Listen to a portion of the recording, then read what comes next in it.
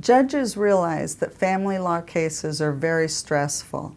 People are coming in and participating in a process that will decide the things that impact their families most. It's very important to remember that notwithstanding the emotionally charged nature of the proceeding, it's always important to treat the court and the other party with respect. I have basically what I call general expectations of civility, which is basically be courteous. It's very difficult at times. With the other spouse in the room, the argument they've been having probably has gone on now for years. But still, I insist that everybody be courteous and respectful when they're in my courtroom. Every parent who is in a custody dispute or disagreement with their partner should probably read the statute, which lists the factors that a judge considers when that judge is trying to make a custody decision. One of those factors is the ability that each parent has to allow, ability and willingness that each parent has to allow a meaningful relationship with the other parent. That's demonstrated to some extent when you're in court. Are you treating your partner with respect? Are you allowing her or him to speak?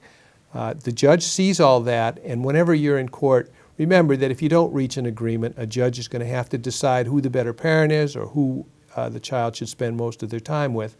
So it's important, I think, to be respectful, to let your partner be heard, and to concentrate on those factors which really affect the well-being of the child. A court will assume that if you can't control your behavior in the courtroom, that it's likely that you're not controlling your behavior outside the courtroom. So it may impact your ability to obtain a favorable resolution from the court. A lot of people watch TV and they think that's the way they should behave in court.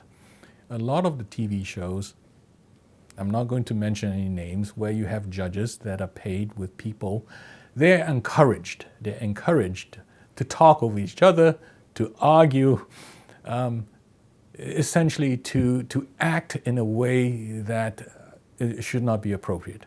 Everybody will have a chance in court to have their side heard. We make sure everybody takes turns, and we make sure that everybody has an opportunity to present his or her case entirely and fully without a lot of drama. So the difference between real life and TV is that TV wants a lot of drama. Judges want a lot of good facts and information to make good decisions.